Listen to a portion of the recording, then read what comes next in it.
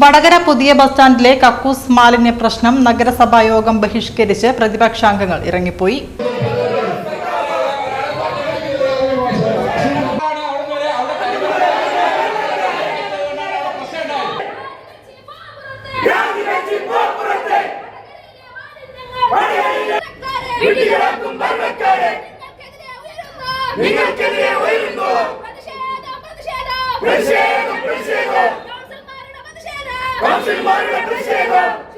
ഇന്ന് രാവിലെ 11 മണിയോടുകൂടി കൗൺസിൽ യോഗം തുടങ്ങിയ ഉടനെ തന്നെ മാലിന്യ പ്രശ്നം ഉയർത്തി പ്രതിപക്ഷാംഗങ്ങൾ പ്രതിഷേധിച്ചു.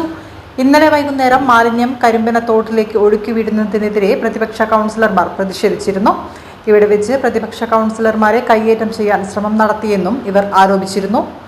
വടകര മുനിസിപ്പാലിറ്റി മാലിന്യ പ്രശ്നത്തിൽ 2 നയമാണ് സ്വീകരിക്കുന്നതെന്ന് പ്രതിപക്ഷ കൗൺസിലർ ആരോപിച്ചു. കൗൺസിൽ യോഗം കൗൺസിലർമാരെ ഞങ്ങളെ എല്ലാവരും ബഹിഷ്കരിച്ച് പുറത്തേക്ക് ഇറങ്ങിയത്. ഇവിടെ മാലിന്യവുമായി ബന്ധപ്പെട്ട് 2 നിലപാടാണ് വടകര നഗരസഭയുള്ളത്.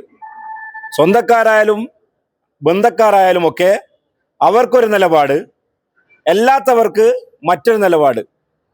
ഇങ്ങനെ ഒരു നിലപാട് സ്വീകരിച്ചപ്പോൾ ഞങ്ങളിന്ന് സഭയിൽ ആ വിഷയം ഉന്നയിച്ചപ്പോൾ അതിന് മറുപടി തരാതെ ധിക്കാരപരമായ രീതിയിലാണ് ചെയർമാൻ ഞങ്ങൾക്ക് പറയുന്നത്. ഞങ്ങളോട് അവർ പറയുകയാണ്, നിങ്ങളുടെ ഒരു നിലപാടിനോടും ഞങ്ങൾക്ക് യോജിപ്പില്ല എന്നാണ്. ഇവിടെ നമുക്കറിയാം, ശുചിത്വ മാലിന്യവുമായി ബന്ധപ്പെട്ട്, ശുചിത്വ വടകരയുമായി ബന്ധപ്പെട്ട് നിരവധി അവാർഡുകൾ ഏറ്റുവാങ്ങിയ നഗരസഭയാണ്. അതൊക്കെ വ്യാജമാണ്, അതൊക്കെ കാപട്യമാണ്. ഇവിടെ വടകര പട്ടണത്തിലെ മാലിന്യം ഒഴുകുന്നത് 2 പ്രധാനപ്പെട്ട തോടുകളിലൂടെയാണ്. ഒന്ന് കരിമ്പനത്തോടിലൂടെ, മറ്റൊന്ന് അങ്ങാടിത്തോട്. പുതിയ ബസ് സ്റ്റാൻഡിൽ അനധികൃതമായ കയ്യേറ്റങ്ങൾ നടന്നു എന്ന് കഴിഞ്ഞ കൗൺസിലിൽ ഞങ്ങൾ സംഗതി വിവരിച്ചതാണ്.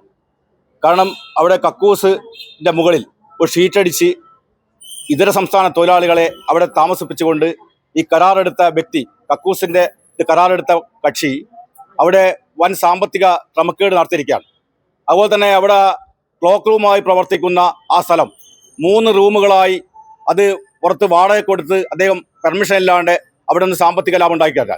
അതുപോലെ തന്നെ കിഴക്ക് ഭാഗത്ത് നിർമ്മിച്ച ഷട്ടർ അത് വടക്ക് ഭാഗത്തേക്ക് മാറ്റി മുനിസിപ്പാലിറ്റിയുടെ പെർമിഷൻ ഇല്ലാതെ മാറ്റിക്കൊണ്ട് അവിടെ അതിലും വലിയ സാമ്പത്തിക അഴിമതി നടത്തിക്കൊണ്ട്, അതുപോലെ തന്നെ കടലക്കാരൊക്കെ ഭീഷണിപ്പെടുത്തിക്കൊണ്ട് അവിടെ പണം.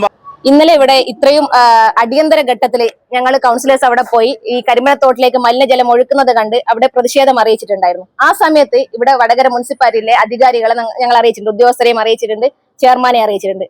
4:40 ഞങ്ങൾ അറിയിച്ചപ്പോഴും 6:30 ശേഷമാണ് ഇവിടുന്ന് ഒരു ഉദ്യോഗസ്ഥരെങ്കിലും അങ്ങോട്ട് വന്നിട്ടുള്ളത്.